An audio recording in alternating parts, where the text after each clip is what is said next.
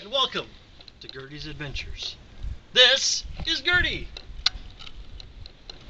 our 1998 Gulfstream Sun Voyager. We're going to do a couple of things before we get started for the season. This is going to be one of them. Today we're going to fix one of the blinds. First things first, we're going to go ahead and take the valance off, just so we can get better access to the blinds. In my case, there's one screw on either side.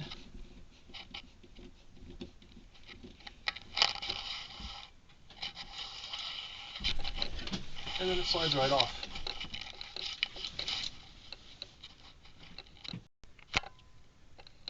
Now normally, you're going to have these attached to the wall by a screw.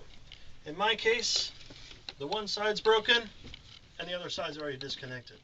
So we're not going to worry about that part. We're simply going to rotate the blind out to get it to pop out of place. Well, that was a little more effort than I thought it was going to be. Well, let's take a look at how hard you actually need to pop.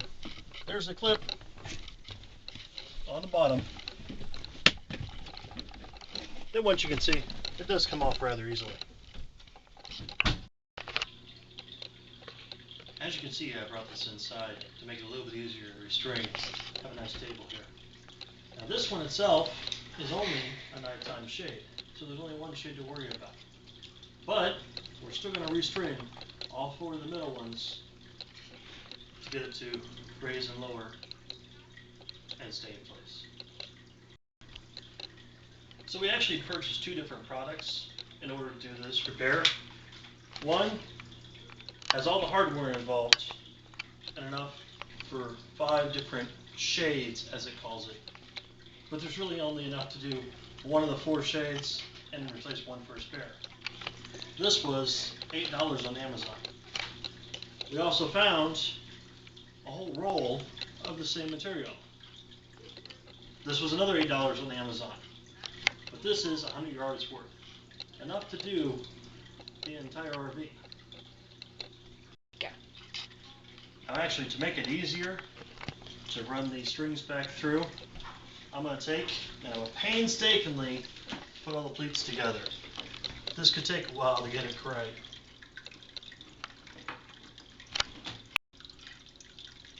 Well, pleating them up didn't work so well. So I'm going to leave it like this for now. But we're going to go ahead and move on to the next step. We're going to get rid of the end caps on each of the ends.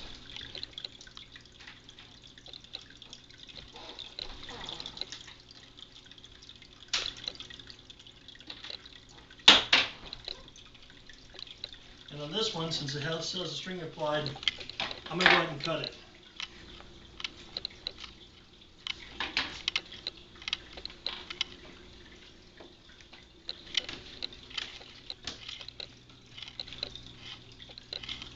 As you can see, there's a hole that the string will come out of later.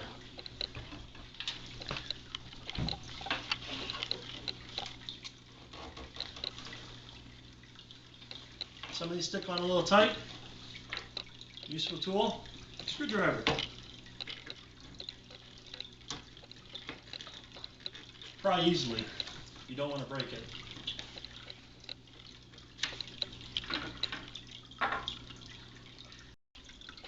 So the next step is we're going to take off the bottom rail, the metal piece, and the top rail on the metal piece. On the bottom, we have to undo these knobs first because the screws hold it in place.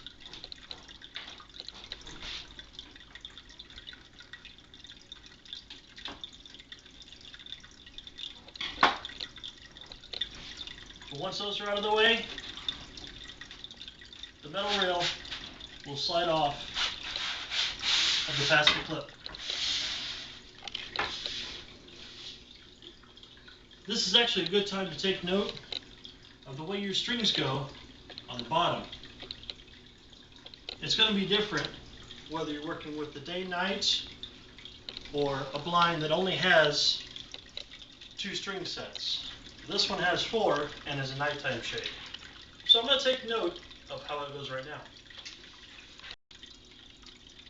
So after a little bit of examination from this simple blind, you actually see that these two strings come straight down and they both go over to the opposite side where they'll get attached. Same thing with these two. They come down and go over to this side where they'll get attached. Like I said, the data are going to be a little bit different. So take a look at what yours look like when you actually pull it apart. So now I'm actually going to remove the top rail metal piece. And there are no screws for this one. It's just held in place. With a little bit of friction. So once you get it started moving, it actually slides pretty easily. Okay, I've got the top barrel removed now. As you can see, this spring assembly should go right in the middle when it's working properly. And we have replacements for these springs that came in that pack I showed you. In this case, this is spread out just a little bit on this side, so I may think about using a new one. So actually it was easier to go ahead and pull on the bottom strings, pulling them out to the side in order to have this collapse.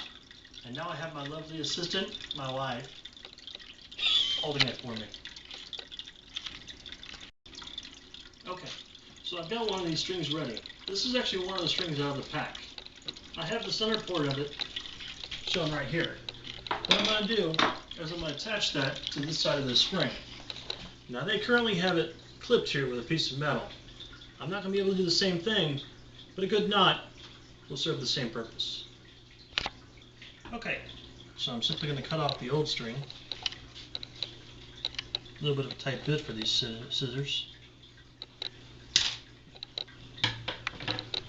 Get rid of that little piece that was left over.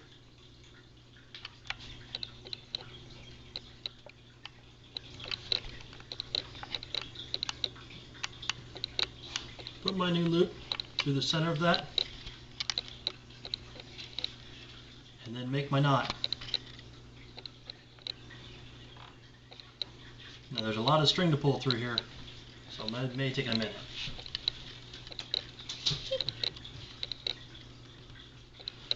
Simply cinching it down into place should make it not move on us later. Now I'm going to start feeding one of these strings through that hole and the other one down through here. Let's take a look at how it looks.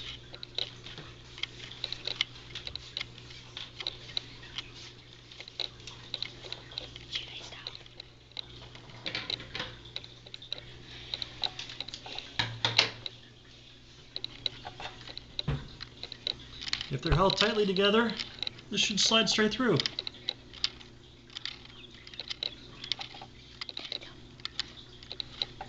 I guess my frayed end didn't help on that one. Let's try this.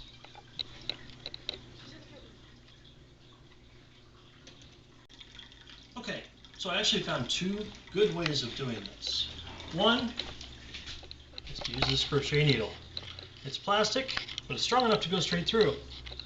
So if you go down straight through the middle, you can feed your line in eventually.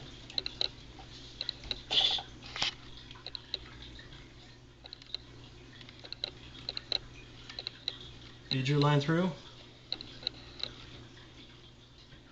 and pull it right down to the bottom.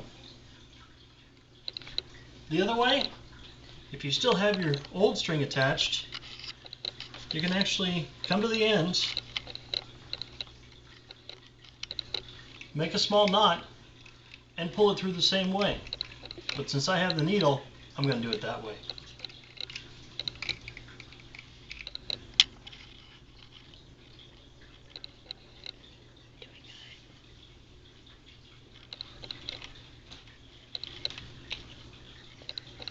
Go ahead and pull out the slack on these. You won't need it on the top anymore.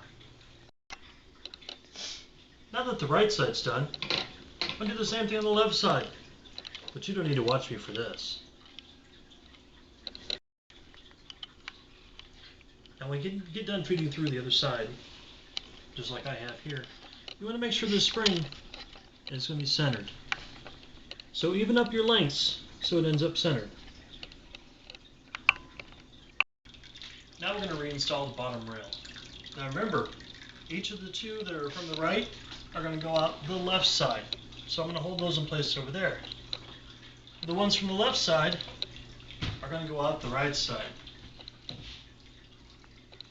As long as those are up in place and in the correct channel, you can go ahead and slide the bottom rail back into place.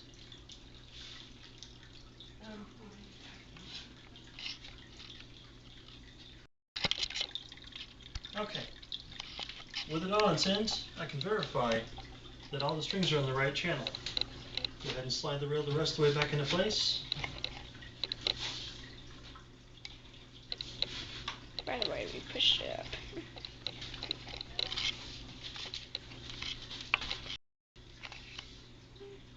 Slide the rest of the way back in place.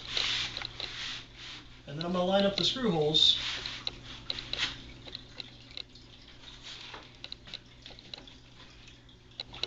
that I need to put back in place.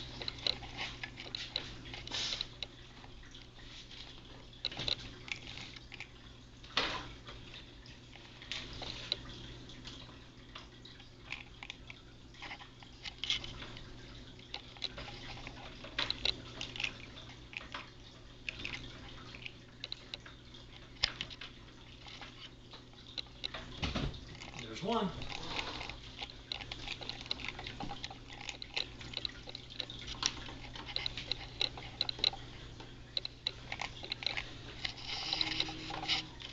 And two.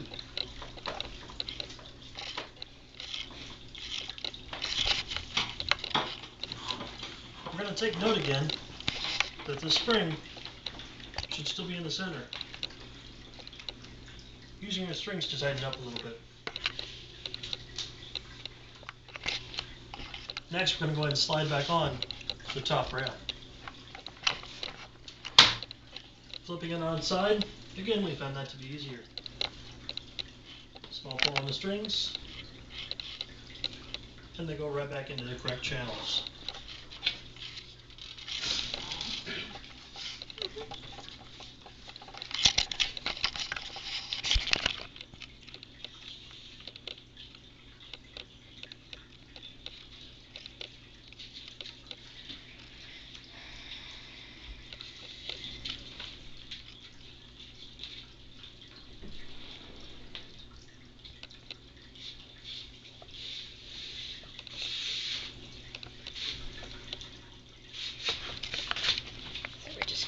That in.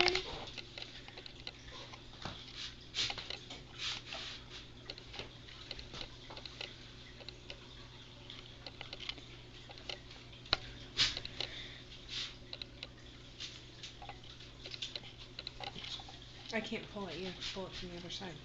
No, you need your string pulled. I pull the string. It's on that side.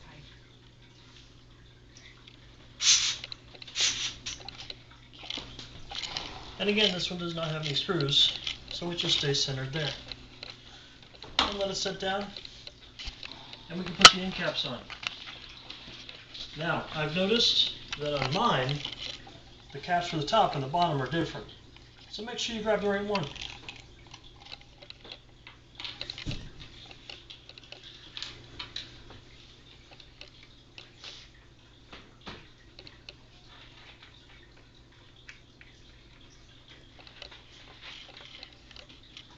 Go ahead and kill it. Okay, now I've got the top ones all the way in place. It's time to do the bottom ones. The bottom ones are a little different. Mine have the hole in the end, and that's where the strings go through. So I'm going to feed these into place, and then secure this in its hole.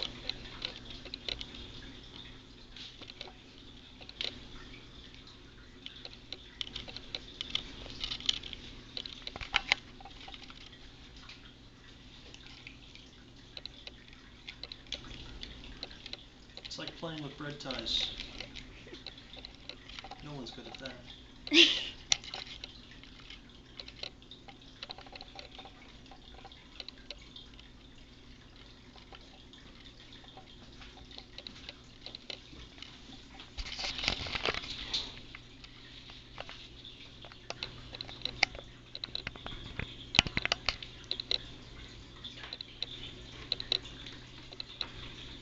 like that. Now I can do the other side.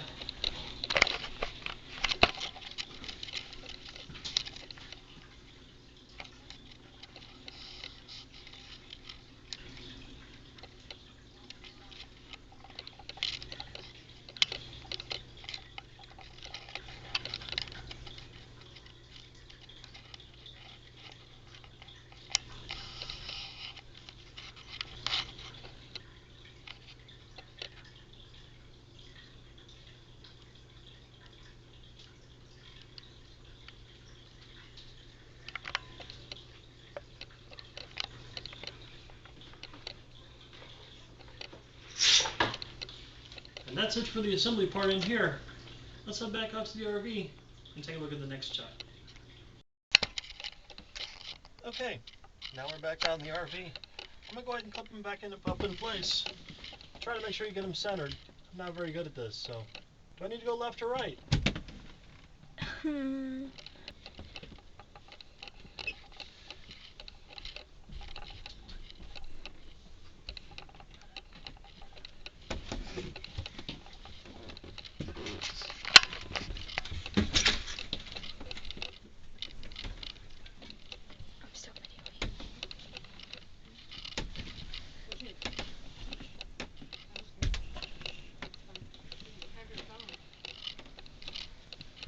There we go. If you do the back side first and then rotate them up into place, they seem to work a little bit easier.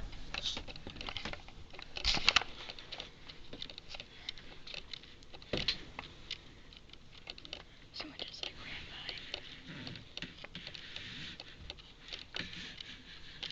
by. And there you go.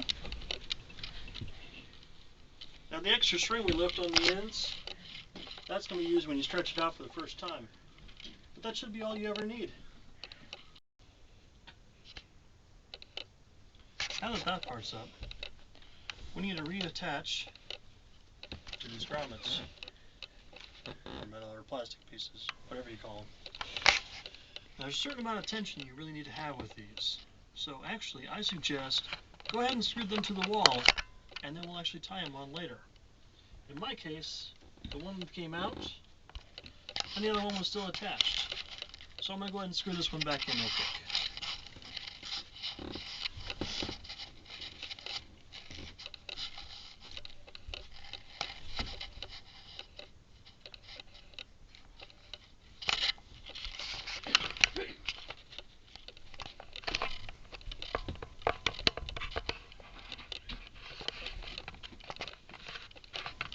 Now, like I said, tension matters. So I'll take the two strings. I'm actually going to make sure they're even at the time, and I'm going to tie them together. After I loop them around that. Once I do this to both sides, we'll see if it goes up and down right. But I will videotape me. Hello vlog and welcome to today's video. Okay, so I've attached both sides to the appropriate clips, and now you can see the shade will go up and down and stay in place. You can also see it's not quite level yet. That tells me that I need to adjust the tension on one side or the other. Whichever side stays higher needs to be loosened just a little bit. Whichever side remains lower has to be tightened just a little bit. A couple small adjustments and you'll find that it goes up and down evenly again and stays into place. I now consider this shade back in working order. Thanks so much for the video. If you like it, please subscribe. Give it a thumbs up. If you don't like it, give me a thumbs down. Tell me what I did wrong in the comments. Love to hear back from you. Thanks, guys.